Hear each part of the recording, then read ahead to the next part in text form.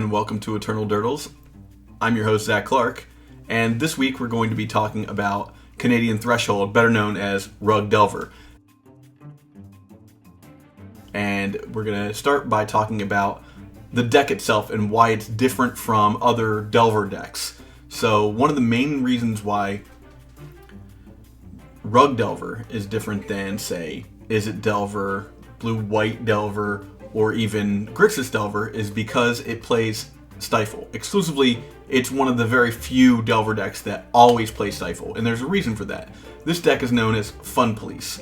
So, the idea for almost every Delver deck is you want to have a proactive creature threat, and then you're going to be backing that creature threat up with interaction in the form of Daze and Force of Will to stop your opponent from killing your guys, and so that you can get in for the next couple of turns without them winning. Very simple tempo strategy. Rug Delver switches this up just a touch by attacking your opponent's lands with Wasteland and with Stifle. Stifle will stop a fetch land from being able to go get the land that they're trying to get. So you can use Stifle in a lot of different ways, but one of the main things that makes this deck different than Grixis or Izzet Delver is the fact that it's playing a much more reactive strategy, and the key card there being Stifle. Now, some other key cards that make this Delver deck just different than other decks, period, not just other Delver decks, is Expressive Iteration is now played in almost every single Delver deck. So you almost have to play blue and red to play a proper Delver deck, just because that card's so good. And being able to net 2 cards, generally what you do is you cast this on turn 3, you net a land, you play the land off of exile, and you put some card in your hand that you need, and then you shuffle some other card under your deck. That said, Expressive Iteration is too good not to play now. So you're seeing a lot of drop off of the blue-white version of this deck, or even the mono-blue version of this deck. The blue-red variants of Delver offer just so much more. Other key cards in this deck are obviously Brainstorm. One of the Brainstorm Ponder, and you'll occasionally see stuff like Preordain, but a lot of so there's only about 4 or 5 flex slots in the Rug version of the list. So you see that often switch from stuff like Dismember. Unholy Heat is a big one right now because you can get Delirium in this particular deck pretty easily, and doing 6 damage to a Planeswalker or another creature really helps out, and it often can take out your opponent's Murktide Regent, not to mention any Planeswalkers that they might be playing. 6 is a lot of damage to do directly to a creature. Of course, you're playing Lightning Bolt, and basically, the idea here is you get out your Delver Secret. Maybe you're playing a secondary 1-drop creature like Dragon's Rage Chandler. Sometimes, not as often anymore, but sometimes they'll play Nimble Mongoose. Personally, I like a Nimble Mongoose. Having Shroud stops so many interactions, and it's very good against decks that really can't just deal with a 3/3 that they can't target. Murktide Regent obviously is the big guy here, and occasionally you'll see Tarmogoyf being played in that slot or alongside of Murktide Regent. Sort of a non-bow with Murktide Regent, but they do work together. So I used to play Hooting Mandrills. Hooting Mandrills was really good back in the day because you were able to play around Abrupt Decay, and you could get this out for 1 mana, and it had Trample, so it was great against decks like Elves that just spread creatures out on the board and could infinitely block you. That Trample actually came in handy. And very slightly, sometimes you'll see them playing Oro Titan of Nature's Wrath. So those are the main cards that you're going to be seeing in Rug Delver, aside from the normal suite of Brainstorm, Wasteland, Ponder, Delver Secrets, Okay, so let's talk about your early game interactions. So when you start off this game, you want to start turn 1 by either dropping a Delver or being ready to stifle your opponent's land. So if you get the play, generally you'll blind. If you have a Delver, you're just going to play a Delver out, and hopefully you can back it up with a Force of Will or a Daze.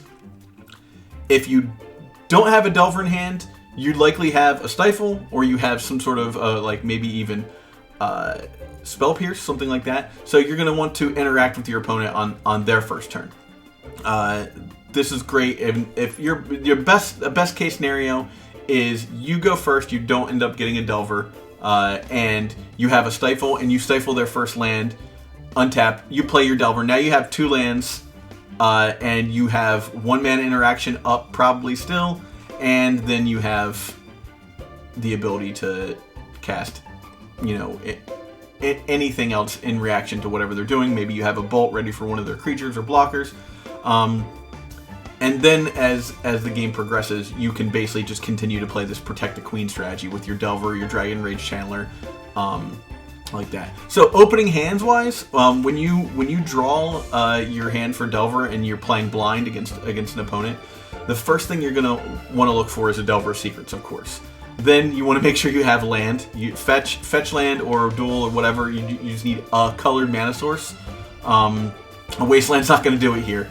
And then you want to have like 1 draw spell. That's an ideal hand. Is like those 4 to 5 cards is like a Delver, a land, a draw spell, in the form of Ponder or Brainstorm, and then some form of interaction, be it another blue card and Wasteland, or Force of Will, or Daze.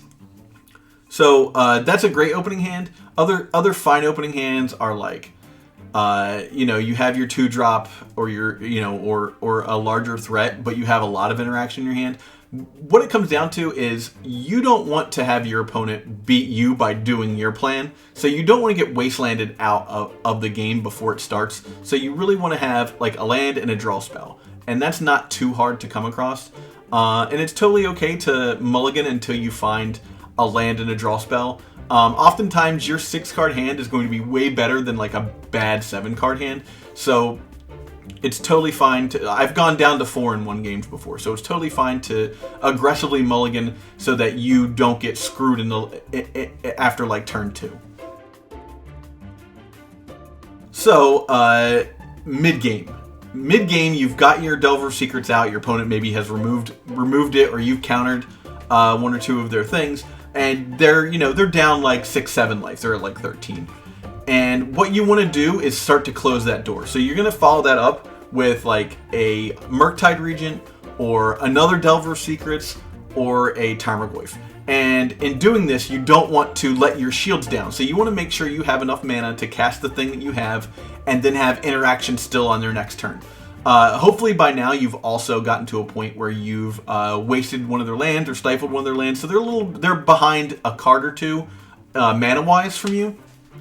And that's really where you want to be. So in the mid-game, you're probably looking to play your second threat on like turn 3 to 5. And hopefully your opponent is down like in the 10-ish life range area. At that point, we can move to shutting the door. When you're trying to shut the door, what you're looking for is getting in 1 or 2 attacks with your larger creature, or your Delver is getting all the way there. Once they get to about 6 life, that's when they really have to worry about having their shields up, because you have access to Lightning Bolt. And that means that maybe during the course of the game, you've brainstormed and found a Lightning Bolt. You maybe started out with a Lightning Bolt. Maybe you didn't need to bolt one of their creatures. So you can end the game by just untapping, bolt, swinging in. Like a Delver and 2 Lightning Bolts, it's 9 damage. That's half the game is done already there, because they're going to take damage off fetch land or something like that. So one of the things you really want to do is make sure that you're getting rid of their flying blockers for your Delver Secrets, and you're protecting your larger threat. It's very easy to shut the door once you get them down to the 6 life range, but control decks can snowball you with advantage, so they can get down to like the 4-ish life range and then start to come back, especially with Oro being a card that is being played a lot. So what you want to do is keep an eye out for stuff like Oro, any sort of weird life gain spells, stifling a Stoneforge Mystic that's going to get a Batterskull. Batterskull is so hard to work around for this deck. You have some options in the form of artifact removal, but because of the way the current metagame goes, that artifact removal is completely different nowadays. So it doesn't always line up against the threats that you need it to. Now let's talk about sideboard. There's a lot of different sideboard options. personally, for me, I like to run 1 to 2 Red Blasts, Red Elemental Blasts, or Pyroblast effects, sometimes up to 3. I'll play like a Hydroblast occasionally, but not that often. You want to have stuff like Sulfur Elemental's really great to stop Death and Taxes decks because they have a lot of X1s. They can't counter it, which is great, and it has Flash. Sulfur Elemental's really good for that sort of thing. Temur Orb is interesting, but not necessary. I like to make sure that I have several pieces, up to 3 pieces of graveyard interaction. So I'll play like 2 Surgical Extractions and a Graph Digger's Cage. Meltdown is a card that's seeing a lot of play right now, and it's kind of expensive, but it does do a lot of things. One of the biggest issues that Rug Delver has is playing against decks like Red Prison, where Red Prison can just shut you right down with playing a turn 1 off of a Ancient Tomb Chalice of the Void on 1. It can really just hinder your entire game, especially if they're on the play and you don't have interaction for that. It's really daunting to get over that, and you need a lot of artifact interaction in your board to get around that, or at least if you think that that's going to be a deck that you're going to see a lot of. So Meltdown's great. I like to play Ancient Grudge myself, and then there are a couple other cards. You can play By Force. By Force is a really great one because you can get like 1, 2, 3 things, and it gets over that like X equals 1 clause. Is It Staticaster is a fine card to use against decks that play a lot of X1s or that have token strategies. It's great against elves. One of the things I will say is, so Storm. You might want to play 1 or 2 Flusterstorms in your board to stop Storm, or Mindbreak Trap is also fine. Mindbreak Trap has other applications as well. You have, like I said before, you have 4 flex slots in your deck for the most part. So a lot of people will play like 1 to 2 Unholy Heat, then maybe a Mishra's Bauble to get that whole Delirium thing going. And they'll maybe play like 1 extra funny creature times a Vendilion Click or whatever, and you can play a Vendilion Click in your board. For my druthers, I like to mix my slots up and play something that somebody wouldn't always think to play that I had in against them. Sometimes I'll play 1 Life from the Loam main or in my board, or I'll play a Sylvan Library in my board. So those are some cards to think about there.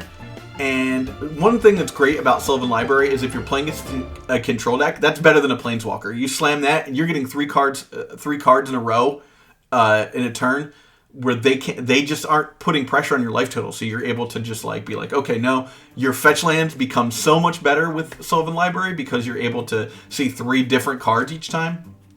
So that's a card that just blows people away. Another one to use is Miri's Guile. Miri's Guile is a really great. It's a 1-drop too. You don't get the extra card from it, but you do get that selection, and that's really important. Other decks to think about when you're playing against these things are, going against the Delver Mirror. Red Elemental Blasts are great. You can play stuff like Chain Lightning in Rug Delver, but I don't think that playing those in the extra slots or shooting them into the sideboard are really necessary. You've got plenty of interaction. You're able, dazes affect creatures too. You can counter daze that way. So let's talk about matchups. You're favored, personally, I think you're favored against Storm decks. Storm players will tell you that you're not, but you have a lot of interaction, and your board generally has a lot of things that you can bring in against those decks, and you don't always want to get rid of all of your lightning bolts because they sometimes think that you've brought out lightning bolts. So you keeping them in puts them in a path where they think that they're safe under 3 life total. Death and Taxes is one of the harder decks for you to beat. Death and Taxes is built to beat decks like this. So having the ability to mess with stuff like Sulfur Elemental and Is It Staticaster is great. For the longer games, those are the cards you want to have if they're affecting your opponent's board. After that, the big ones are finding ways around your opponent's interaction. You want to make sure that your opponent can't kill your guys before you kill them. Swords to Plowshares is a real bear for you because you're just not able to effectively deal with that with Daze. The life total doesn't generally matter for the decks that are playing it. And I think that two of your biggest matchup problems are going to be Death and Taxes and Miracles. If you can get around those decks, you're going to have a lot of success in the tournament scene. That's Rug Delver. Good luck. Hey, thank you for watching. Don't forget to like and subscribe. Check out this other video, and if you can, please support us on Patreon.com.